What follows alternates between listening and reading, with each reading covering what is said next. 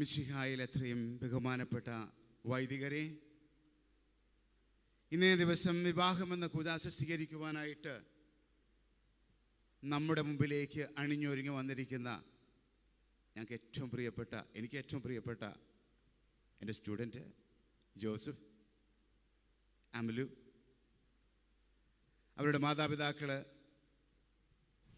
Gym, ഞങ്ങളുടെ ഏറ്റവും പ്രിയപ്പെട്ട സഹോദരി മോൻസി, അമലുവിൻ്റെ മാതാപിതാക്കൾ ഷേബർ, റീത്ത, ബന്ധുമിത്രാദികൾ, സുഹൃത്തുക്കൾ, ഇവിടെ എത്തിയിരിക്കുന്ന ഒരുപിടി വൈദികർ ഈ മംഗളകർമ്മത്തിന് സാക്ഷ്യം വഹിക്കുവാനും ആശംസകൾ അർപ്പിക്കുവാനും പ്രാർത്ഥിക്കുവാനായിട്ട് സ്വദേശത്തു നിന്നും വിദേശത്തു നിന്നുമൊക്കെ വന്നിരിക്കുന്ന വൈദികരും ബന്ധുമിത്രാദികളും, പരിശുദ്ധമായ ഈ ദേവാലയത്തിൽ നമ്മൾ ഒരുമിച്ച് കൂടിയിരിക്കുന്നത് അതിപരിശുദ്ധമായിട്ടുള്ള ഒരു കൂദാശയ്ക്ക് സാക്ഷ്യം വഹിക്കുവാനും ഈ മക്കൾക്ക് വേണ്ടി പ്രാർത്ഥിക്കുവാനുമായിട്ടാണ്. വളരെ നാളുകളായി നമ്മൾ കാത്തിരിക്കുകയായിരുന്നു ഈ ഒരു പുണ്യദിനത്തിന് വേണ്ടിയിട്ട്. അന്ന് ആ പുണ്യദിനം ഇവിടെ സംജാതമായിരിക്കുന്നു. 2-3 ദിവസങ്ങൾക്ക് മുമ്പ് തിരുസഭയിലുള്ള ഒരു വലിയ വിശുദ്ധയുടെ തിരുനാൾ നമ്മൾ ആചരിച്ചു. വിശുദ്ധയായിട്ട് 100 വർഷം തികഞ്ഞ വിശുദ്ധ Kochuthresia. From ordinary to extraordinary, സാധാരണയിൽ നിന്ന് അസാധാരണമായിട്ടുള്ള ഒരു പരിശുദ്ധി ഉള്ളവളായിരുന്നു, കാഴ്ചപ്പാടുള്ളവളായിരുന്നു കൊച്ചുത്രേസ്യ. അതുകൊണ്ടാണ് പത്താംപിയൂസ് പറഞ്ഞത്, ആധുനിക ക്രൈസ്തവ സഭയിൽ, കത്തോലിക്കാ സഭയിൽ ഒരു വലിയ വിശുദ്ധയാണ് വിശുദ്ധ കൊച്ചുത്രേസ്യയിലൂടെ നമുക്ക് ലഭിച്ചിരിക്കുന്നത് എന്ന്. ജീവിതത്തിലുണ്ടാകുന്ന എല്ലാ കാര്യങ്ങളിലും ദൈവത്തിൻ്റെ പരിപാലനയെ കാണുവാനായിട്ട്, ദൈവത്തിൻ്റെ സ്നേഹത്തെ മനസ്സിലാക്കുവാനായിട്ട് കൊച്ചുത്രേസ്യയ്ക്ക് സാധിച്ചതുകൊണ്ടാണ് അവൾ വലിയ വിശുദ്ധയായിട്ട് മാറിയത്. എന്തുകൊണ്ടാണ്? എല്ലാത്തിലും ദൈവത്തെ കാണുവാൻ സാധിച്ചു. ജെയിംസ്, അമലു, ഇന്ന് നിങ്ങൾ വലിയൊരു തീരുമാനം എടുക്കുകയാണ്. 2 വ്യക്തികൾ തമ്മിലുള്ള തീരുമാനമല്ല, അതിലുപരി ദൈവത്തെ സാക്ഷ്യപ്പെടുത്തിക്കൊണ്ട് പരിശുദ്ധമായ ഈ ദേവാലയത്തിൽ നിങ്ങൾ തീരുമാനമെടുക്കുകയാണ്. ഇന്നു മുതൽ ഞങ്ങൾ ഒരേ മനസ്സോടെ ജീവിച്ചു കൊള്ളാമെന്ന്. ആരോഗ്യത്തിലും അനാരോഗ്യത്തിലും സന്തോഷത്തിലും ദുഃഖത്തിലും ഒക്കെ അതിൻ്റെ അഡീഷൻസാണ്. പൗലോസ്ലീഹ പറഞ്ഞിട്ടുണ്ട്, ഭർത്താവ് ഭാര്യയെ സ്നേഹിക്കണം, ഭാര്യ ഭർത്താവിനെ ബഹുമാനിക്കണം. The most essential thing that should be there in your life. Joseph അമലുവിനെ സ്നേഹിക്കുക.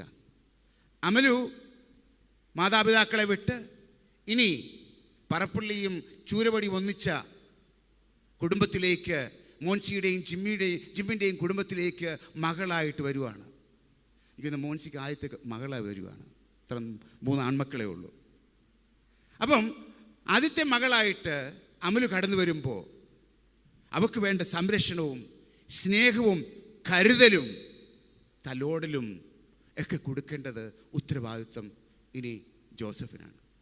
മോളെ, നിൻ്റെ ജീവിതത്തിൽ കിട്ടാവുന്ന ഏറ്റവും വലിയ മകനാണ് അവൻ. എൻ്റെ സ്റ്റുഡൻ്റ് ആയതും എൻ്റെ ബന്ധു ആയതുകൊണ്ട് മാത്രമല്ല ഞാൻ പറഞ്ഞത്.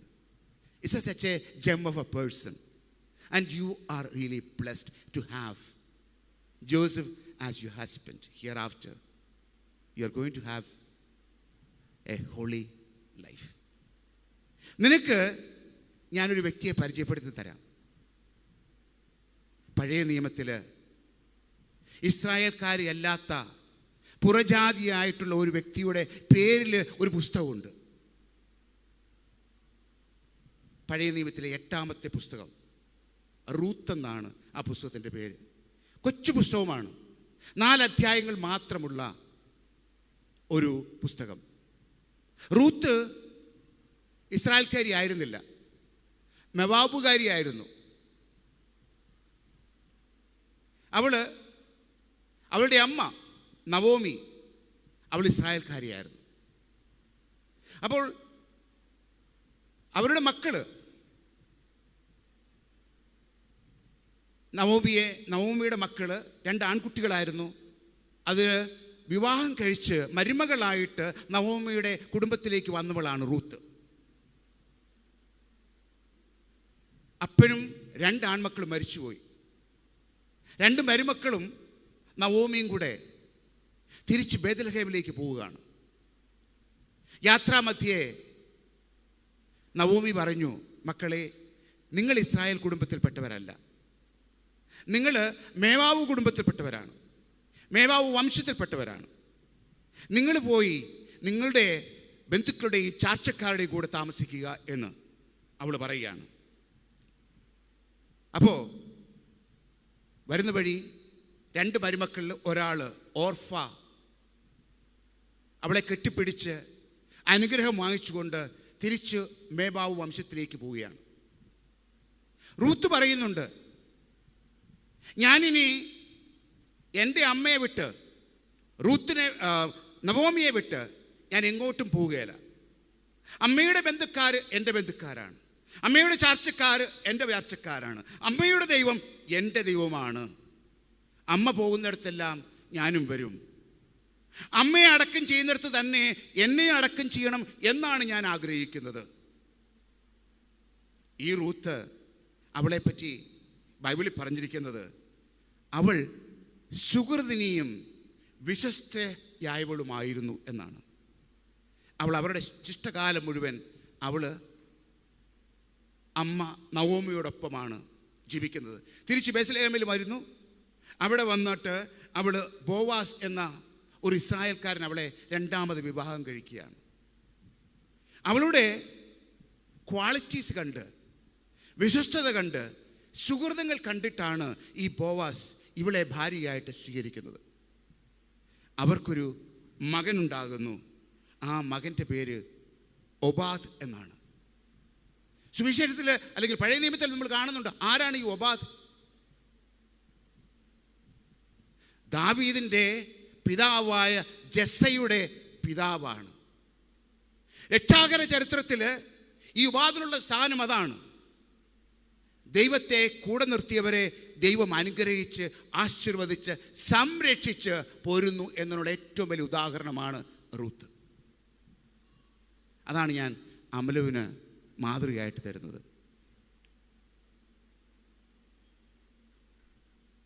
നിങ്ങളുടെ തുടങ്ങുന്ന ഈ കുടുംബജീവിതം ഐശ്വര്യപൂർണവും സമ്പുഷ്ടവുമായി തീരട്ടെ എന്ന് ഞാൻ പ്രാർത്ഥിക്കുന്നു. നല്ല അപ്പന്മാർക്ക് നല്ല മക്കളുണ്ടാകും. 3 മക്കളെ നല്ല മിടുക്കന്മാരായിട്ട് ബൈബിളിൽ പറഞ്ഞിട്ടുണ്ട്. ബാലനായ ഈശോ ദൈവത്തിൻ്റെയും മനുഷ്യരുടെയും സംപ്രീതിയിൽ എന്ന പോലെ ഈ മക്കളെ ജിമ്മും മോൻസിയും വളർത്തിയത് അങ്ങനെയാണ്. ഈ 3 പേരെ, അതിൽ ഒരാൾ വൈദിക വിദ്യാർത്ഥിയായിട്ട് പഠിക്കുകയാണ്. അപ്പോൾ എല്ലാ ദിവസവും ദേവാലയത്തിൽ വന്ന് വിശുദ്ധ കുർബാനയിൽ പങ്കെടുത്ത് ബൈബിള് വായിച്ച് വിശുദ്ധ ജീവിതം നയിക്കുവാനായിട്ട് ഈ അമ്മയും അപ്പനും ഈ മക്കളെ പഠിപ്പിച്ചിരുന്നു. അവർ അത് ജീവിതത്തിൽ പ്രാവർത്തികമാക്കിക്കൊണ്ടിരിക്കുകയാണ്. Joseph, Ajomon, basically you are an engineer, and Amlu, you work, you are a manager and you work with the healthcare hospital administration. ഇനി 2 വ്യത്യസ്തമായിട്ടുള്ള തലങ്ങളിൽ നിങ്ങൾ പഠിച്ചു. 2 പേർക്കും വിദ്യാഭ്യാസമുണ്ട്. ഇനി 2 പേരും ഒരു കുടുംബമായിട്ട് നിങ്ങളുടെ മാതൃകയായിട്ട് നിങ്ങളുടെ അപ്പനും അമ്മമാരും ഒക്കെ പറഞ്ഞു തന്ന ആ വാല്യൂസ് കളയാതെ നിങ്ങൾ ജീവിക്കുക എന്നുള്ളതാണ്. അടുത്ത നാളിൽ ഏഷ്യാനെറ്റ് ചാനൽ ഒരു സർവേ നടത്തി. കേരളത്തിലെ കുടുംബങ്ങളുടെ സ്ഥിതിയെ പറ്റിയാണ്. ഞെട്ടിപ്പിക്കുന്ന ഒരു റിസൾട്ടാണ് പുറത്തുവിട്ടത്. 1/3 കുടുംബങ്ങൾ കേരളത്തിൽ തകർച്ചയുടെ വക്കിലാണ്, അല്ലെങ്കിൽ ഡിവോഴ്സ് പെറ്റീഷൻ നടത്തിക്കൊണ്ടിരിക്കുകയാണ് എന്നാണ് പഠനം കണ്ടെത്തിയത്. അതായത് കുടുംബങ്ങളിൽ, നല്ല കുടുംബത്തിൽ സ്നേഹത്തിൽ ജീവിക്കുക എന്നുള്ളത് ആധുനിക യുഗത്തിൽ ഒരു വലിയ വെല്ലുവിളിയായിട്ട് മാറിക്കൊണ്ടിരിക്കുകയാണ്. അതിൻ്റെ നടുവിലാണ് നിങ്ങൾ ഈ വെല്ലുവിളി സ്വീകരിക്കുവാനായിട്ട് മുന്നോട്ട് വന്നിരിക്കുന്നത്. അവിടെ തമ്പുരാൻ്റെ സാന്നിധ്യമുണ്ടെങ്കിൽ മക്കളെ, ഈ വെല്ലുവിളിയെ നിങ്ങൾക്ക് തീർച്ചയായിട്ടും ജീവിതത്തിൽ സ്വീകരിക്കുവാനും അതിനെ നേരിടുവാനും നിങ്ങൾക്ക് സാധിക്കും. സുവിശേഷം നമ്മൾ വായിച്ചു കേട്ടത് ഒരു വിവാഹം എന്ന കൂദാശയുടെ ബാക്ക്ഗ്രൗണ്ടിലാണ്. ആ വിവാഹം നടക്കുന്ന വേളയിൽ അവർക്ക് വീഞ്ഞ് തീർന്നു പോകുന്നു. അപ്പോൾ അവർ പാനിക്കാകുന്നു. മാതാവ് വഴി അവർ ഈശോയിലേക്ക് എത്തുകയാണ്. മാതാവ് ആ കുടുംബാംഗങ്ങളോട് പറയുന്നുണ്ട്, അവൻ പറയുന്നത് പോലെ ചെയ്യുക എന്ന്. അവൻ പറഞ്ഞു, ഭരണികളിൽ വെള്ളം നിറയ്ക്കുക. സാധാരണയിൽ അസാധാരണത്വം അവിടെ സംഭവിക്കുകയാണ്. വെള്ളം മേൽത്തരം വീഞ്ഞായി മാറുന്നു. സാധാരണയിൽ അസാധാരണത്വം കാണുവാനായിട്ട് നിങ്ങൾക്ക് സാധിക്കണം. അത് വേണമെങ്കിൽ നിങ്ങളുടെ ജീവിതത്തിൽ കർത്താവെന്നും ഉണ്ടാകണം. അപ്പോൾ ഈ കുടുംബ ജീവിതത്തിൻ്റെ അനുഗ്രഹങ്ങളും സന്തോഷവും മധുരവുമൊക്കെ നിങ്ങൾക്കെന്നും നുണയാൻ പറ്റും. തീർച്ചയായിട്ടും ഈ ദേവാലയം നിറച്ചും ആൾക്കാരാണ്. നമുക്കറിയാവുന്ന നമ്മുടെ ബന്ധുക്കളും സ്വന്തക്കാരും പ്രിയപ്പെട്ടവരുമൊക്കെ. അവരെല്ലാവരും മക്കളെ നിങ്ങൾക്ക് വേണ്ടി പ്രാർത്ഥിക്കുകയാണ്. അനുഗ്രഹമായിട്ടുള്ള ഈ പുണ്യനിമിഷത്തിൽ നിങ്ങൾക്ക് സർവശക്തൻ എല്ലാ അനുഗ്രഹങ്ങളും ആശീർവാദങ്ങളും നൽകട്ടെ എന്ന് ഞങ്ങളെല്ലാവരും കൂടി ഇവിടെ പ്രാർത്ഥിക്കുന്നു. ജീവിതത്തിൽ നിങ്ങൾക്ക് ലഭിച്ച മൂല്യങ്ങൾ കളയാതെ ഏതൊരു പ്രതിസന്ധികളിലും അതിനെ മുറുകെ പിടിക്കുവാനായിട്ട്, പരിശുദ്ധ അമ്മ പറഞ്ഞതുപോലെ അവൻ പറയുന്നത് കേൾക്കുവാനായിട്ട് നിങ്ങൾക്ക് സാധിക്കണം. ജോസഫ് അമലുവിനെ എന്നും സ്നേഹിക്കുക, അമലു ജോസഫിനെ എന്നും ബഹുമാനിക്കുക.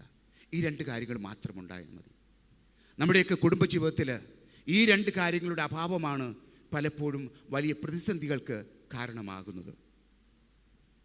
ഭാര്യമാർ ഭർത്താവിനെ ബഹുമാനിക്കണം, ഭർത്താക്കന്മാർ ഭാര്യമാരെ സ്നേഹിക്കണം. നിങ്ങൾ കുടുംബജീവിതത്തിൻ്റെ മാതൃകയായിട്ട് മാറട്ടെ എന്ന് ഞാൻ പ്രാർത്ഥിക്കുന്നു. കൊച്ചു ത്രേസ്യയെ പറ്റി പറയാം. കൊച്ചു ത്രേസ്യയുടെ മാതാപിതാക്കൾ രണ്ടുപേരും പുണ്യവാന്മാരായിരുന്നു.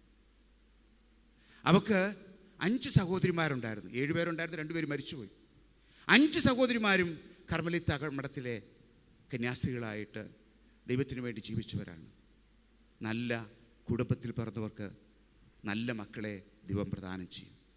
അവർ വിശുദ്ധരായിട്ട് ജീവിക്കും. മാതൃകയായിട്ട് മാറേണ്ടത് മാതാപിതാക്കളാണ്. തീർച്ചയായിട്ടും ഈ കുടുംബജീവിതം ആരംഭിക്കുന്ന വിശുദ്ധ ജീവിതത്തിലേക്ക് പ്രവേശിക്കുന്ന കുടുംബ ജീവിതത്തിലേക്ക് പ്രവേശിക്കുന്ന സാക്രമെൻ്റ് ഓഫ് മാരേജ് ഇന്ന് സ്വീകരിക്കുന്ന ഈ ജോസഫിനും അമലുവിനും വേണ്ടി നമുക്ക് പ്രാർത്ഥിക്കാം. അവരെ ഒരുക്കിയ മാതാപിതാക്കളെ തമ്പുരാൻ വീണ്ടും അനുഗ്രഹിക്കട്ടെ എന്ന് പ്രാർത്ഥിക്കാം. ഇവർ തുടങ്ങുന്ന ഈ ജീവിതം മുന്നോട്ട് ഐശ്വര്യത്തിൻ്റെ, സമാധാനത്തിൻ്റെ, സ്നേഹത്തിൻ്റെ ജീവിതമായിട്ട് മാറട്ടെ എന്ന് പ്രാർത്ഥിക്കാം. നിങ്ങൾക്കെല്ലാ ആശംസകളും ഇവിടെ കൂടിയിരിക്കുന്ന എല്ലാ വൈദികരുടെയും പേരിൽ നേരുകയാണ്. ദൈവം നിങ്ങളെ സമർത്ഥമായിട്ട് ആശീർവദിച്ച് അനുഗ്രഹിക്കട്ടെ. പിതാവിൻ്റെയും പുത്രൻ്റെയും പരിശുദ്ധാത്മാവിൻ്റെയും നാമത്തിൽ ആമേൻ.